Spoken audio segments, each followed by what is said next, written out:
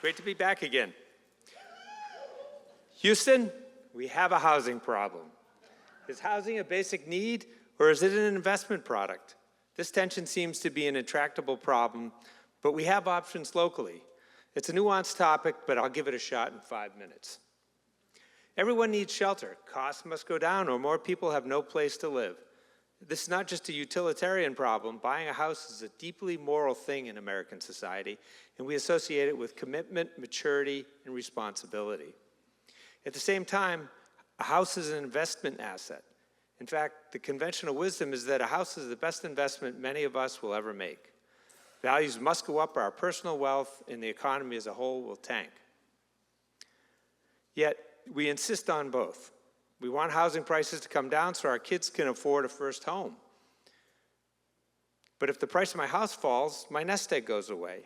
As a result, the balance is tipped in favor of housing as an asset by people, industry, and government. We need more housing, but what typically gets built by the national housing machine are large-scale developments that are really just Wall Street investment products. This scale is a bit disruptive, and often they're not very affordable.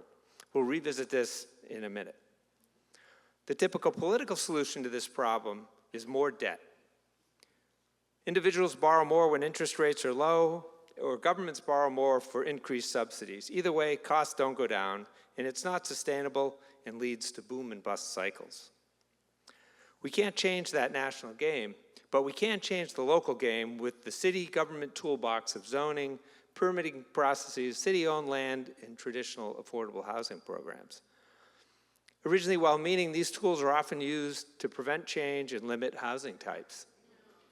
Couple that with existing regulatory incentives, and it drives options to the high end as we see all around the city these days. Let's take a look at some more of these. Lot and house size, setback, occupancy, parking requirements all dictate what gets built. These rules in our city code are biased towards larger single-family homes in much of the city. Many of these rules are arbitrary or even vestiges that no one can even remember where they come from. We have many regulations which are difficult for non-professionals to navigate, so only big developers with deep pockets and a lot of lawyers can navigate that process. This results in large-scale projects at luxury prices to make it work financially. Land is the prized commodity here, and how it's used determines the housing size and cost. Current incentives lead to a monoculture of scrape-offs and million-dollar homes. Furthermore, these are fiscally bad for the city, but that's a topic for next year. While things churn along nationally, there are local changes we can make now with policies that encourage more housing options. Let's discuss a few more of these in more detail. Small lot sizes for modest homes are more affordable for the middle class and less likely to cause displacement and gentrification. They're not likely to be scraped and, quote, biggered because of the small lot size. This is a goal with the new Tyler Avenue Overlay District.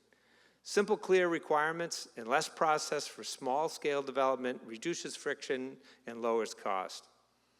For example, duplexes and triplexes are the most affordable and are everywhere in Annapolis.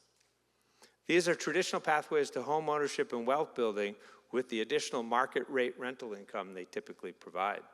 They already exist virtually everywhere in the city and are well-liked. We also have many ADUs in neighborhoods. They are lower priced rentals compared to other market rate options and are often built by the homeowner. So let's reduce regulation for constructing them while at the same time maintaining regulation to prevent widespread use as short-term rentals. We must also continue traditional affordable housing programs like that built at the Willows and our moderately priced dwelling unit law to produce below market rate options. They can't solve the whole problem, but they do contribute to the solution. The city can contribute land for lower cost housing options without needing any additional budget. Cleaning up and repurposing the old Public Works facility on Spa Road is a great example of reusing that land for the public good. These ideas are incremental and don't produce large disruptive change. They're not mandates, but do allow people the right to implement them if they wish. So it won't happen all at once, something that happens over time. They won't solve the whole problem, but are a path forward that, importantly, we control. Our comprehensive plan supports these incremental changes, so let's encourage our leadership to implement it in the future.